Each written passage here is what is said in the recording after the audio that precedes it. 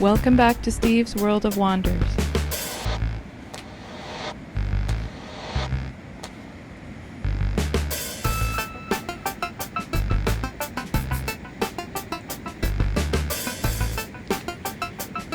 Gandhi.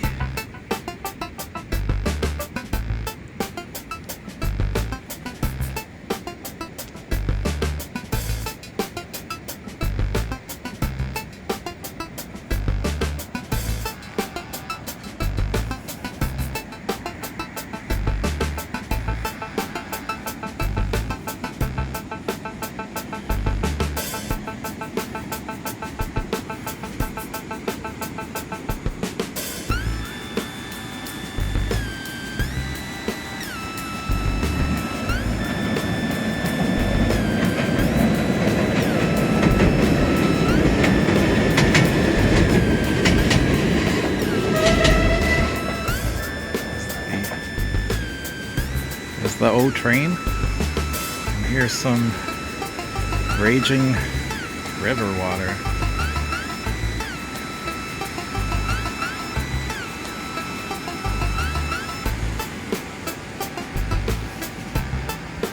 And just under the train bridge here is where they have the science activities.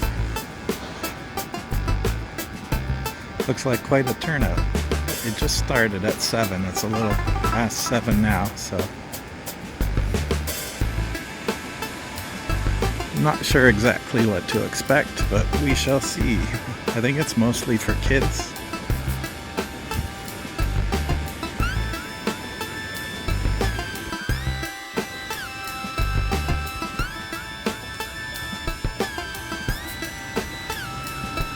This is where they're gonna have the show. And up here are some more activities, I think.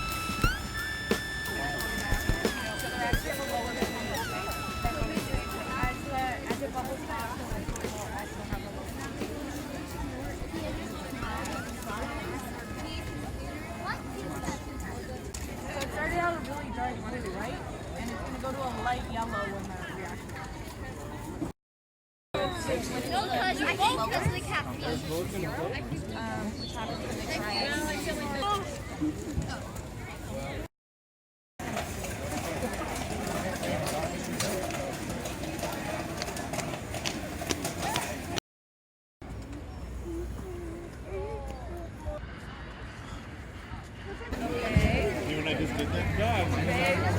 Does anybody think the hard-boiled egg's gonna stand out?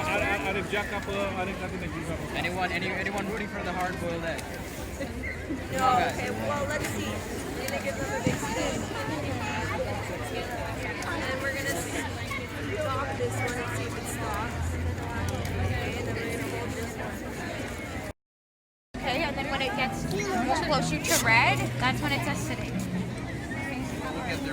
Don't bump those chemicals. I honestly have no idea what color methyl orange turns, so this could be a surprise for all of us. Hopefully it works, but...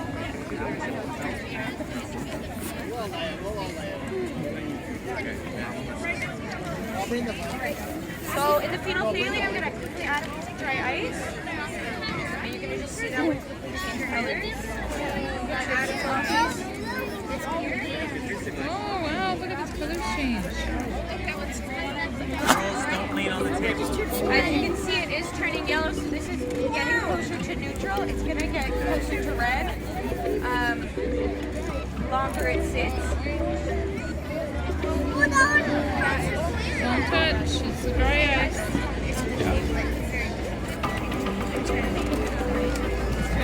See, this definitely does not look pink anymore. It's pretty much clear.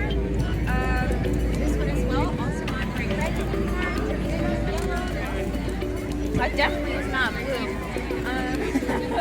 And so the longer it sits, the closer to the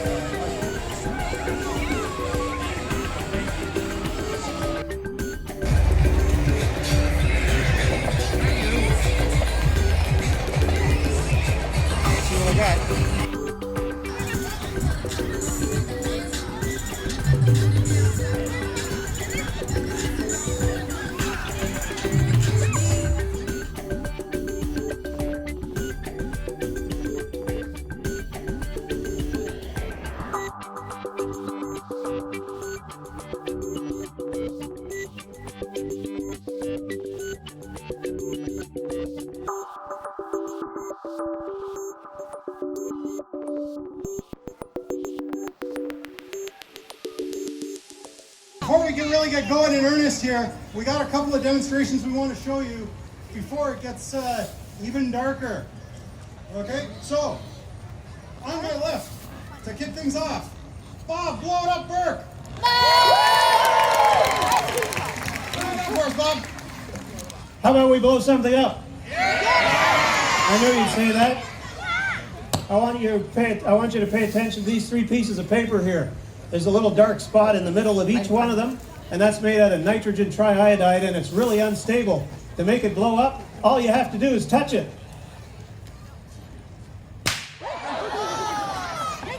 And I only touched the bottom one, and the shockwave made the other two blow up too. Now, that was just a small blow up. We've got much bigger ones coming for you.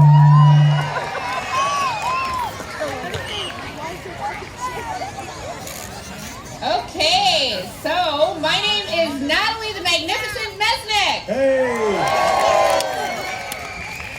And I'm about to show you guys what elephants use to brush their teeth. So we are going to make some elephant toothpaste. And in order to make elephant toothpaste, we have to make sure that we make this in a pretty large quantity. So we have this very, very big graduated cylinder here. And what we're going to do is we need to create some big foamy toothpaste for our elephant. So we're going to do this by a decomposition reaction of hydrogen peroxide. You guys might know hydrogen peroxide. It's something that you might use to clean out cuts when you get a little cut on you. So we're going to decompose hydrogen peroxide, and we're going to catalyze that reaction using some potassium iodide salt. So I've added a little bit of salt into this graduated cylinder here. And then here I have my hydrogen peroxide. So we're just going to add that in and see what happens.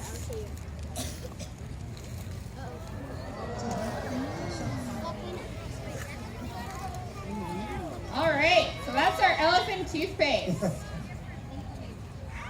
Okay. Thanks, Natalie. This is really useful for all of you that have an elephant at home, right? Okay, so we just need 2 minutes to finish getting ready, and we'll be right back with really big stuff. Okay, thanks.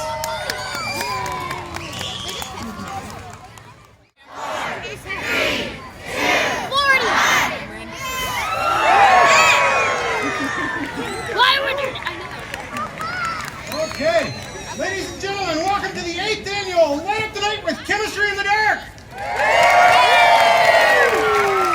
Woo. That's a big breath to do that. Now I'm lightheaded. I think I singed my pants. It's better than that time I singed my eyebrows. Yeah. Okay, so welcome. How many of you are here for the first time? Okay, how many of you have been here before?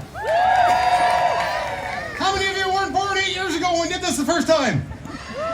Well, okay, that's pretty cool. Thanks for coming. Okay, here, maybe I'll steal that one.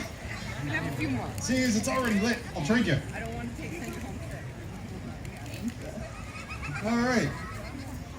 Okay, so what we want to do tonight is we want to have a lot of fun, but we also want to explain a few chemical principles to you. So one of the demonstrations we did here was with a powder called lycopodium. That's L-Y-C-O, not like a podium. Okay? And now, I have here just this very fine powder, okay? And unfortunately, I don't have a lighter, but I could demonstrate it. Not that it would work well in these settings, but if I just hold it on the palm of my hand, that powder just chars. It just turns black. Why? Because the surface area is just the top of the pile that's sitting in the palm of my hand. However, because the particles are so very fine, you can see that they spread out and mix with the air really well. Okay, so now if we do that in the presence of oxygen and maybe a little bit of fire, we get a bit of a different response. Okay, so one of the chemical principles we want to teach you tonight, if you didn't know already, is that when you're talking about a solid, Concentrate! 15 minutes. sure this train works. Not the alarm. Stick around for 3 minutes, there'll be another one. Okay, so surface area is important, okay? And so now let's have a fun little demonstration of that.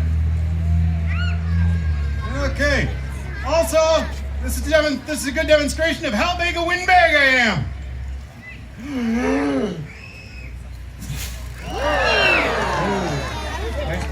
All right, now, that's just surface area. Sometimes we can do a chemical reaction on something to make it slightly more flammable. You want to talk about that, Natalie? Okay, so let's see. Does anybody recognize this right here? Does anybody know what this is? It's a frisbee. Okay, so that's streamer, right? So this is the type of thing that you guys have at your birthday parties. So streamer, if you could read the package this came out of, it says here that streamer is flame retardant. Yeah. Okay, so this is streamer made of cellulose.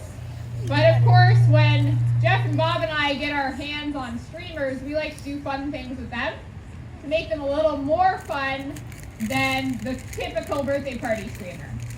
So that paper that you guys saw earlier that we were playing with at the beginning, that paper is streamer. So it looks very, very similar to the streamer that I just showed you. But we've actually done something really special with it. So we've added some extra nitrogen and oxygen to this streamer so that we can make it a little bit more combustible. So who wants to see that reaction again? All right, let's take a look.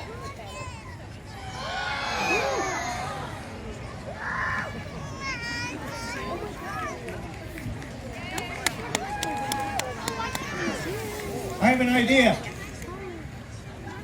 How about we blow something up?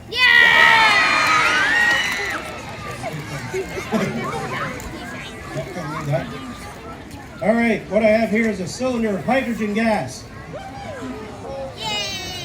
And we call this demo the hydrogen bomb. For reasons that are about to become apparent, I'm going to fill this cylinder with hydrogen. It's got a big hole at the bottom, a small hole at the top. Hydrogen's coming out. Once it's displaced all the air, I'll put my finger over it. And I will ask Emma to remove this hydrogen cylinder so it's not beside us. And I'll light it. So I'm just going to light the top, and the hydrogen will be burning off the top. Little flame, let's have the lights. You might be able to see a small flame here. Now as that burns, the hydrogen burns off at the top and it pulls air in at the bottom. So it started out at 100% hydrogen. Now it's maybe 90% and going down quickly as the air gets pulled in and the hydrogen gets burned off. And at some point you reach what's called the lower explosive limit. I'm just protecting it from the wind here.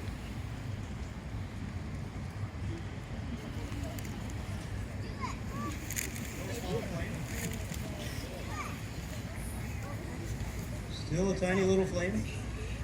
We're making water, by the way. Hydrogen plus oxygen makes water. And now it's starting to make a buzzing sound. And I want you all to lean forward and listen very carefully. Sorry I don't have enough of these to go around.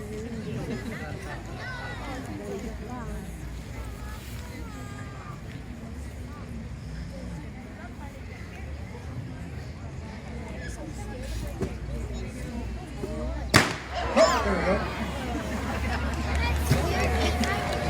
That's called the hydrogen bomb.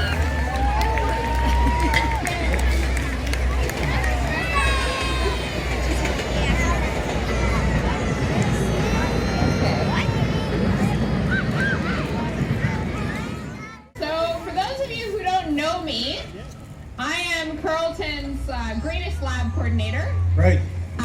And this is one of my former professors, Jeff Manthorpe.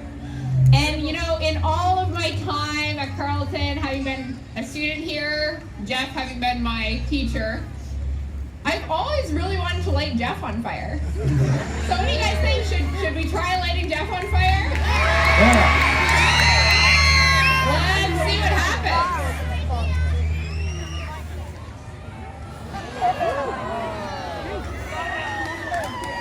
Amazing. Oh look, he's totally fine. So you want to tell us about why you're fine, Jeff? I'm fine. I'm an alien.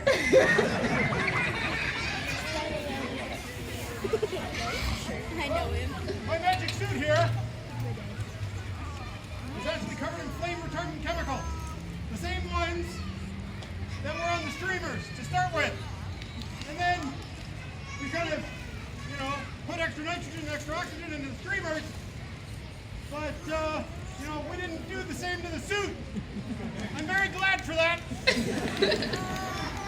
Because then it would be a very different demonstration. It would be a demonstration of how to use a fire extinguisher. Okay, now what are we doing? Spontaneous combustion. Oh, I'm glad that wasn't me. Okay. Now, you want to see some more fire? Yeah! Okay. I think we advertised that there was fire or something. You think? No? Okay. So a couple of spontaneous combustion reactions here. Now, spontaneous doesn't necessarily mean like it happens like instantly, by the way. It just means it happens without us adding any extra energy, okay, in the form of heat or a spark. Okay? So, here I have two spontaneous combustion reactions that at room temperature proceed very well. At the outdoor temperature this evening, well, we're gonna find out. Okay, so right here I'm mixing a bunch of glycerol, which is the fuel, with potassium permanganate, and I'm just stirring them up here. So if you're going to have any sort of combustion reaction, you need a fuel and an oxidizing agent. In this case, we're using glycerol as the fuel and potassium permanganate as the oxidizing agent. Over here I have chromium trioxide, which is generally a stronger oxidizing agent, and I'm going to mix that with a different fuel, rubbing alcohol. Now, let's see if either one of these cooperates. Okay, here we go. This one's usually a little quicker.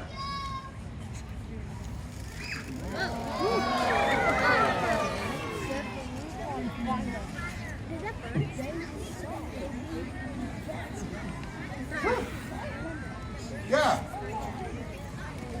Slightly more spontaneous. Let's see. This one?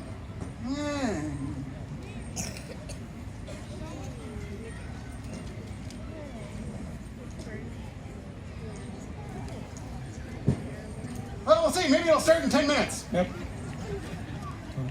Ah, okay. Jeepers, how did I wind up doing so much stuff?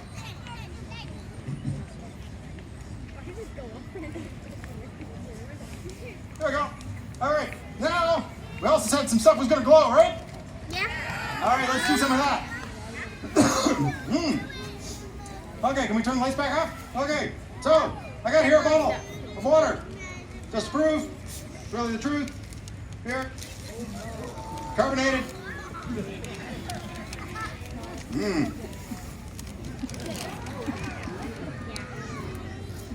God, Jeff, geez. Sorry, it's What been a a long mess. day. I'm a little less than coordinated. I've also been taking drinking lessons from my 3-year-old daughter. Yeah, learning well, thank you. Yep. All right, what's my dentist gonna think about this? Cheese. Okay. All right, now, that's not all that's fluorescent around here. All right, so the next thing we're going to look at, who here has played with school glue? Okay, so what we're going to use next is PVA, which is polyvinyl alcohol, and that's a polymer. And when we mix that with borax solution, which is actually cleaning solution that you guys might have used in your house, or your parents might have used this in the past, what happens is those polymers actually link, and that causes this slime to be really, really sticky. Okay, so we're about to make some slime. So let's see what happens here. So I'm adding a little bit of my borax solution into this PVA. You guys can see that right now this is quite liquidy. It's not very slimy. See, there's nothing really happening here. But if I add more borax to this, it should get slimy. Not getting very slimy. One sec.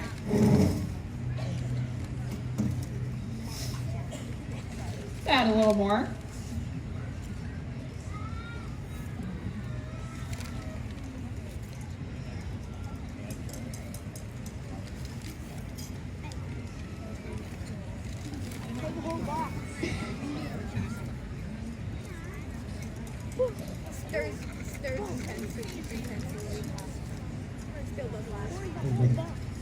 I think the cold weather is affecting this reaction, unfortunately.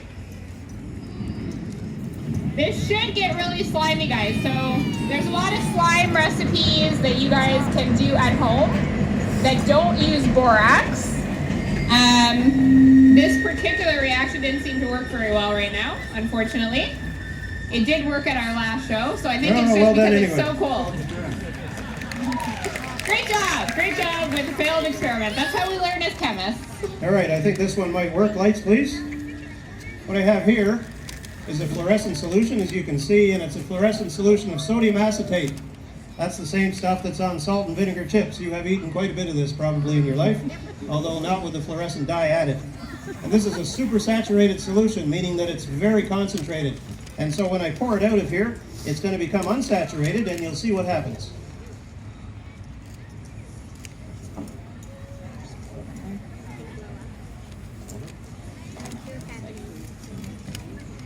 Now it's becoming unsaturated, it's coming out of solution. Turns into a solid.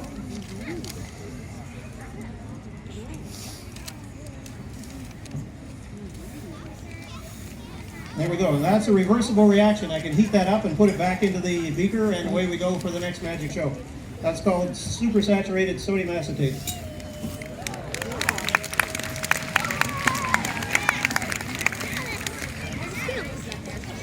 Okay. Here's where I get to turn the tables on Natalie a little bit. Uh-oh. Here, come on out here. Light me on fire, I will have my revenge. Okay, I think we can turn the lights off actually for this. Okay, now. What do I have here? It's a bunch of pens. Or maybe not. Okay. So, this is where we can have some fun out in the audience. What do I have? Lasers. So, all right, so now this is going to turn into like some sort of scene from an action movie or something now. Lasers. Okay, I'm going to squat down here before, so I don't block too many people. Okay, so lasers. They're very confined, very powerful light beams. Okay, so I can actually stand here and use the laser, and we can actually point it all the way across the street, freak out the bus driver as they go by. The bully? Sorry, sir. You can get arrested for that. Okay. And then you can see with the green one, it's actually really powerful. We can go all the way across the river. Okay. Now, we can put it up on a piece of paper here. Not much goes on. Okay. Now, if you know anything about the rainbow, right? You've got red, orange, yellow, green, blue, violet, right? Some people put indigo in there. Okay. The professor in me wants to give you the whole big story about why indigo's in there, but we'll not do that. Okay? It's only a 1 hour show. Okay? So, red light. Okay, not much energy. Okay, it's the lowest of all the colors we see. Green light has more energy. Okay, but still not that much. Blue or purple here, watch what happens. Hey, look at Natalie's socks. Super fashionable. He can draw. Take it off, Wolf. So what is that? Oh, good question. So, it's a poster board that I spray painted with glow-in-the-dark paint. Don't stand in front of the speaker.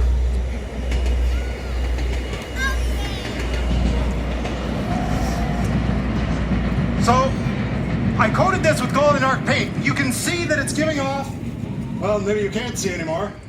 Let's do it again. It's giving off green light. So, in order to make it give off that color, and this is phosphorescence, by the way, that's the phenomenon here, where we shine light on an object and it gives us the light back with a delay. Okay? If it gives us light back right away, that's called fluorescence. But when there's a lag like this, it's called phosphorescence. Okay? And in order for this to happen, one of the things we have to do with fluorescence or phosphorescence is we have to give it more light of more energy than it gives us back. Okay? So that's why the blue light works, but the red and green, oops, don't. Yay, Christmas laser show. Okay, so that's phosphorescence. Christmas is here!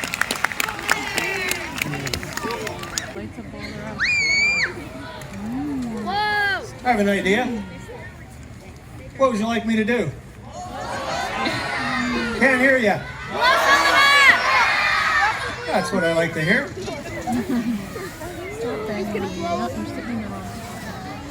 This balloon says happy birthday on it.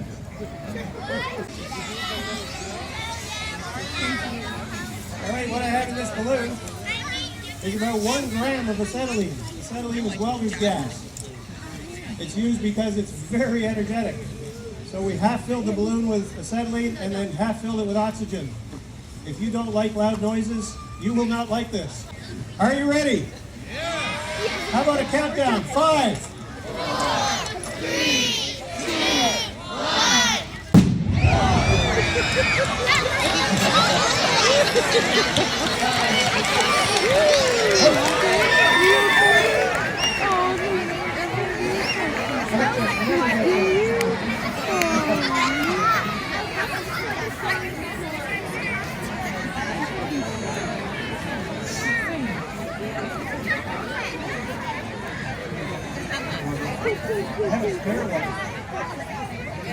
Sure.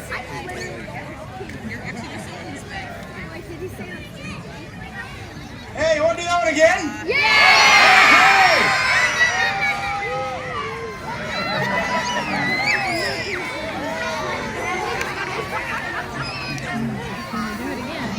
Ready? It's okay. It's alright. You know what it's gonna do? It just blows the balloon. You're safe. Maybe just get Jeff to hold it. I'm crazy, I'm not stupid. Okay, I need a piece of tape. Well,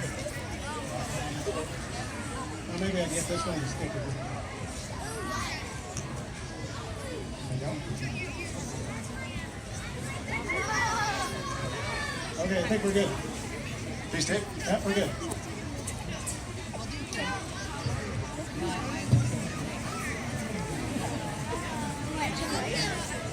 Are you ready? Yes! 5, 4, 3, 2, 1, go!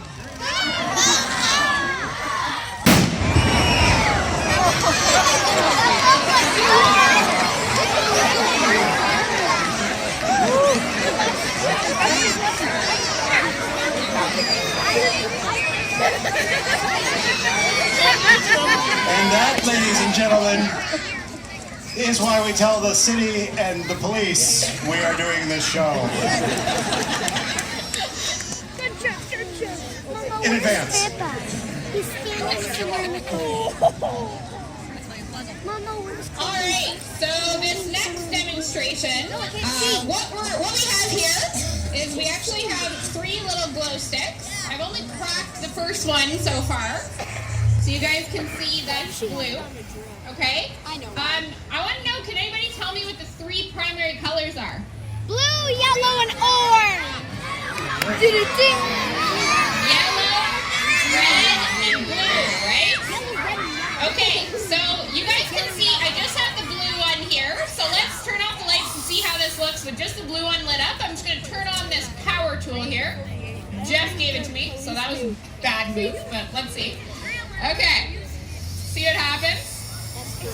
Oh, we get a nice blue light that's produced, right? So that makes sense. So I have a blue glow stick. So it makes sense that we have a blue light. Let's crack another one of these with Jeff's strong muscles here. Okay, so I got a red one. So what color do you think is going to be produced when I spin this? Purple. Yellow. Okay, so blue and red make Purple. kind of a purple color, right? Okay, so what about if I add yellow? Wait, it's green. Some people seem to already know the answer somehow. Hologram. When you add all 3 primary colors together, you actually get a white light. Okay, so let's see what that looks like. That's not yellow. This one looks a bit green to me. The green is overpoweringly bright tonight. But you actually do get white. So when you mix together red, blue, and yellow, the 3 primary colors, the light that's produced by those 3 color combinations is actually going to be a white light. Okay. What do we have next over here, guys? Well, you know, being a bunch of chemists and university professors, we like glow sticks. I think our active ingredient is not cooperating very much. Let's see. No.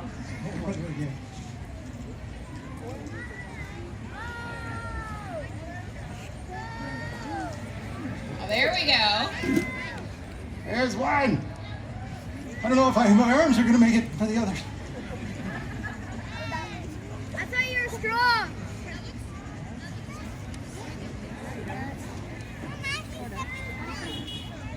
Beep, beep, yeah. The orange one. Here we go.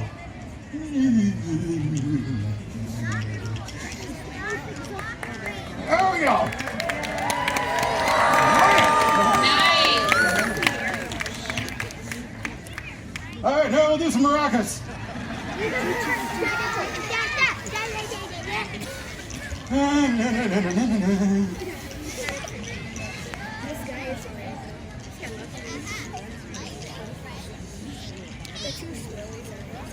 Hey, now we're talking. That one's purple. It's purple. My step counter is going crazy now.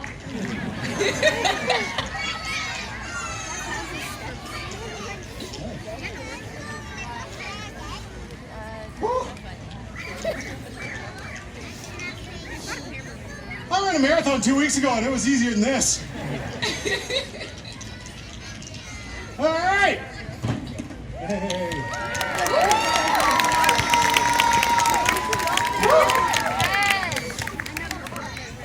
By the way, the amount of, I had to make one of the chemicals for that, and if I'd bought it, it would have cost us about $20,000. So, long live do-it-yourself. This one I'm going to do on the ground because I don't want to do it underneath a flammable pergola. I've got a long extension here, an arm extender / life extender, and at the end of that is a spoon, and in the spoon I've got some sodium metal. And sodium metal reacts with water. This is why the firemen really want to know what's in our labs, because if there's a fire in the lab and they come in and spray water on it, and there's sodium there, here's what's going to happen.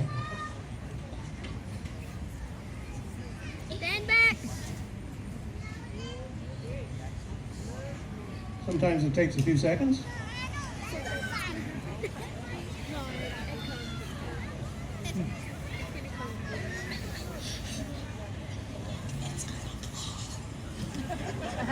Oh, there's a bit of a flame.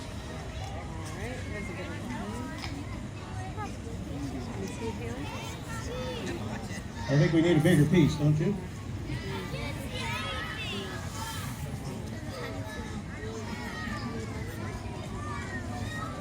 All right, I'll cut another piece of sodium here.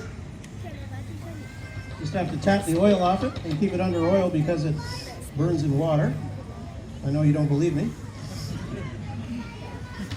Oh, it's up. All right. It's sort of going off, by the way. Bits and sparks, but no explosion. Oh. Why'd you spoil it?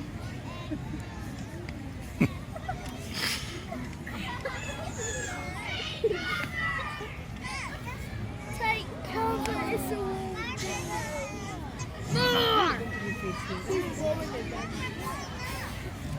Let's try that again. Were you guys using water bottles?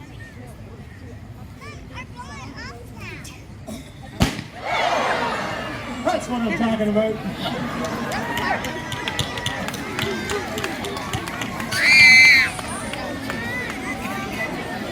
That's nothing more than water. So imagine in a chemistry lab if you had a big pile of sodium on the countertop and the fireman came in and sprayed water on it. That wouldn't be a good deal. So we're very careful about telling the firemen what's in our labs. All right, I think Jeff's up to something. Okay, so let's get really old school. You know, we have this nice fancy light technology right here. Here's old school. Got a nice little candle here. Okay, this is a trick you can do at home. Okay, so maybe parents anyway. Okay, so I'm just gonna blow out the candle here and then I'll show you. Mmm, tasty.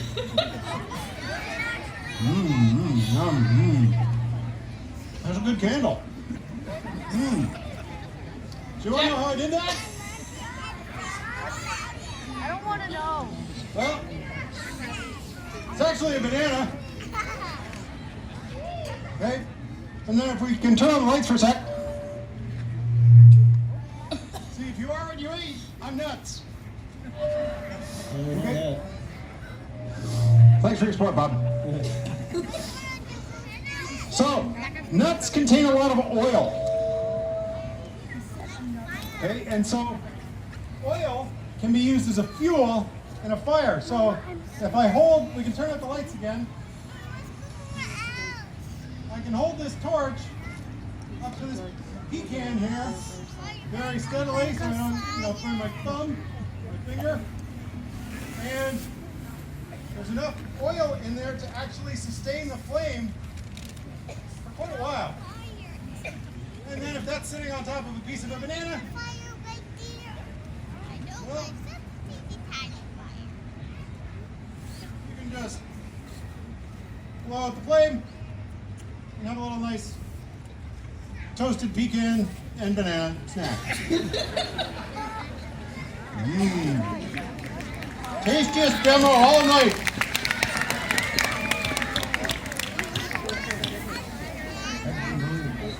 Okay. I don't know if I heard everybody.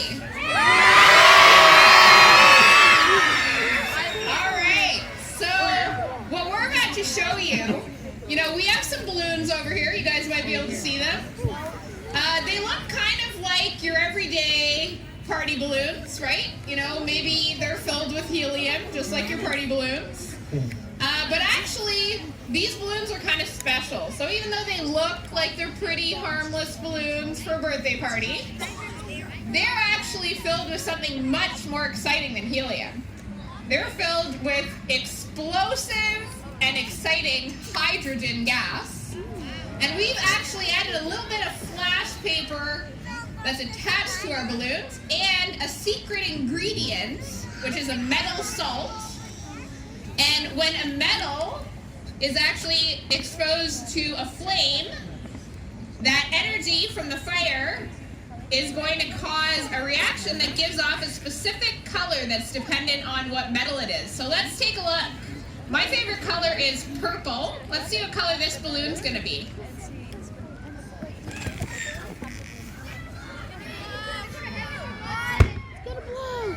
Oh, that was kind of a purpley color. So that is due to the metal potassium. So let's see what we have next. We have a few different fireworks over here. Let's see what color this one gives off.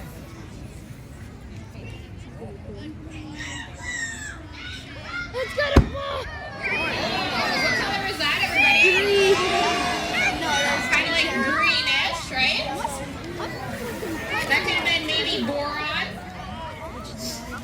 Let's see what we have next. Wait, what?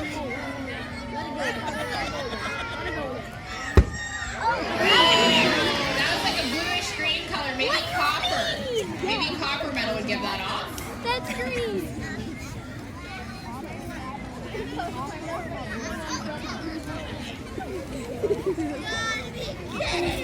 The yellow one. Let's see what this one is. That was too close for comfort for Jeff there. That was a sodium balloon. Gave off a yellow color.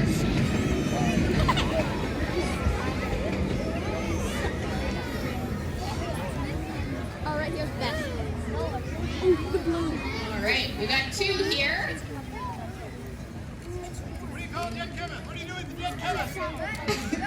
You bury him.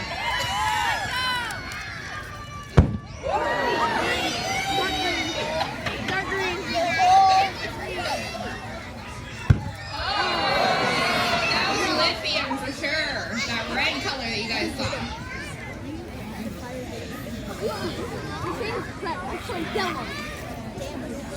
I know. Okay, got two more balloons.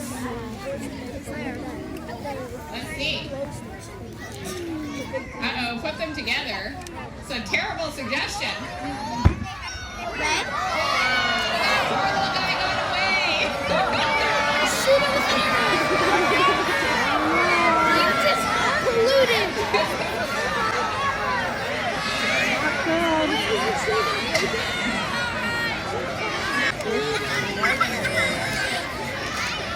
Alright, those were fireworks. So fireworks, that's how they're actually made, is by using metals to create the different colors that we see in fireworks. Everybody like the firework demo? Yeah.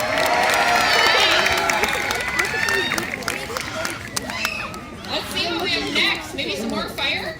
Oh, thermites. Oh. Alright, we got some thermites. Fun stuff. Oh yeah, you gotta go like this. And the interesting thing about these is they are shelf stable. Okay? I can keep this on the shelf for years and nothing will happen. Okay? But if I give it enough energy to start the reaction, okay, most reactions have what we call activation energy. The amount of energy you have to give it in order for the reaction to start. And the neat thing about thermites is you have to give them actually a fair bit of energy. How much? Well, I'm going to use a little sparkler. Okay? So they don't give a lot of energy overall, but they'll give, with the hot sparks, it'll give enough energy to one tiny little spot to start the reaction. Okay, so this one is a mixture of aluminum, metal, and that's a big pile with copper oxide. Okay, now this is definitely going to be one of those light it and run kind of things. By the way, let's turn out the lights, and now hang on to your retinas. It's going to be a little bright. Okay, ready there, Bob? Yep. Okay. Here we go. Whoa, that was really nice. Okay.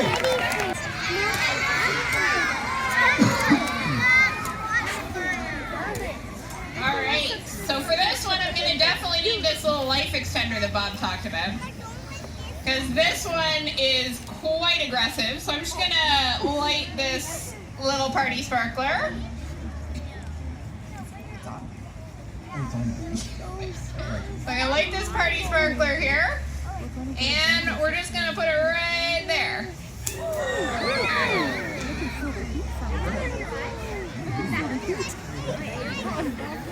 That was manganese that time, right? That was manganese dioxide. I have manganese at home. All right, our last thermite reaction is a classic one. It's iron oxide and aluminum. And this reaction, speaking of trains, I'll just let that go by.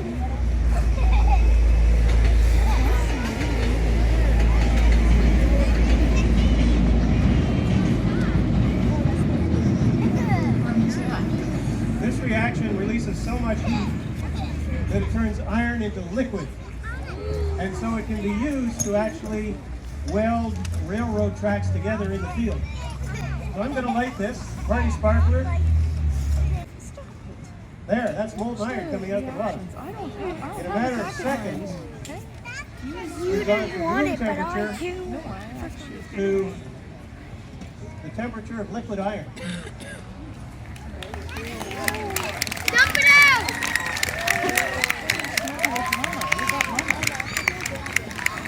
That'll stay hot for about an hour. So those are called thermite reactions. Okay, now we're going to have some fun with food.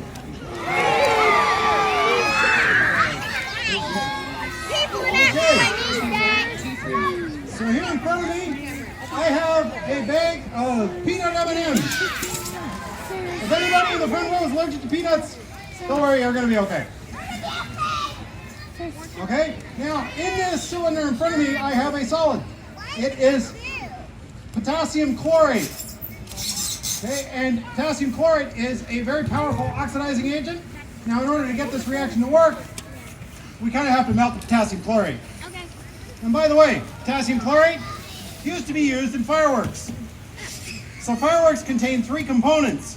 They contain the metal salt, which gives us the color. They contain a lift charge, which lifts it up into the sky. That's usually good old-fashioned gunpowder. And then an explosive charge, which actually causes it to explode and also excites the metal salt to give us the color. Now, we don't use potassium chlorate in fireworks anymore. We use some other things that are even more energetic. Now, I'm kind of glad I'm not using that right now. But I'm going to liquefy this potassium chlorate, and then I'm going to drop in a single peanut M&M. Now, when we do this demonstration, I want you to watch this, and I want you to remember that in each peanut M&M, there are 13 calories, okay, on average. Now, I say that, but not many of us actually have a good idea of what 13 calories means in terms of energy, and it is actually a measure of energy. So, we're going to do that right now. We're going to give you a visual demonstration of what 13 calories looks like. Okay, so we can turn out the lights. Here we go. This is one M&M.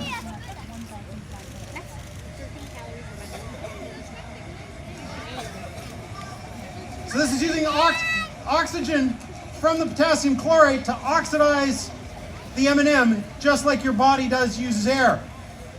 We just burned through the chocolate. The temperature is about 700 degrees. Now we're burning through the peanut and the oil in there. There's a lot more energy. So the temperature right now of this is about 1,000 degrees. That's how much energy is in a little peanut. And we didn't even burn the whole thing. So next time you sit down and eat a whole bag of M&Ms, I want you to remember this. Yeah. Okay? Okay. Okay, so we always like to finish up with a very Canadian reaction. So we call this reaction the Canadian light bulb. So, you know, it's possible that, you know, maybe your great-grandparents used to warm their homes with a Canadian light bulb just like this one. Bob says he's sure. He knows. So what we have here, we have some solid carbon dioxide. This is called dry ice. And dry ice, so you guys can see it here. It's just this big ice block. Inside, we've added a little bit of magnesium. And dry ice or solid carbon dioxide is something that we can actually use, in a fire extinguisher to put out fires. So we can use solid carbon dioxide to do that. And in this case, we're actually using it for a completely different purpose. So sometimes in some reactions, carbon dioxide, instead of putting out a fire, can actually fuel the flame.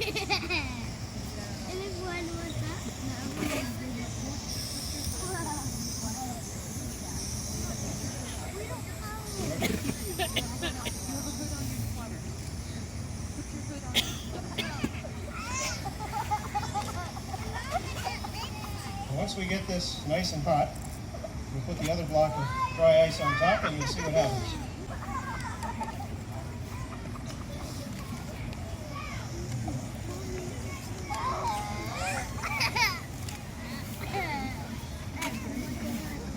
Okay, and these are our last couple of demonstrations. So I hope you've had a lot of fun, folks.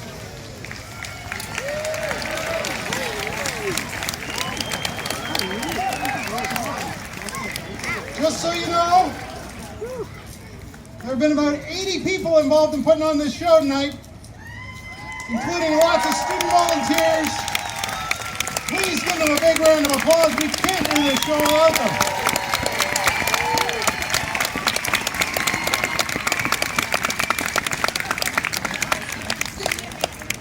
Okay, now, anybody see me when I was on TV yesterday? Oh, well, gotta get on a better TV show. Okay, so I said, when I was on the show, I said we were gonna do a demonstration we've never done before, and it's related to fireworks. Okay? Now, if you go to a fireworks show, the one color that it's really hard to make in fireworks is blue. Okay? Really complex reasons. Okay? You really want to understand why? Come here, be a chemistry student. Right? We'll teach you. Okay? In all seriousness, this was a very prominent research article that was only published about 3 or 4 years ago. So that's how tough it is. Like, people in universities are actually working to actively make better fireworks, and especially blue ones. Okay, so this one is pretty bright. Okay, all right, here we go.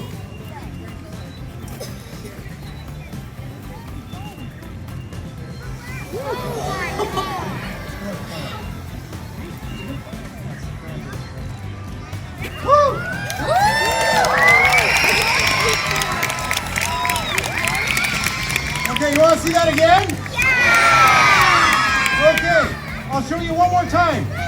This is going to be our last trick. And we're also going to do a whole rainbow over here. Okay? So, our strontium balloon that got away.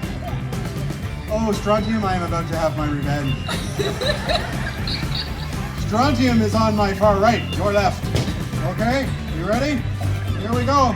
This is it, folks. Thanks for coming. We hope you've had fun.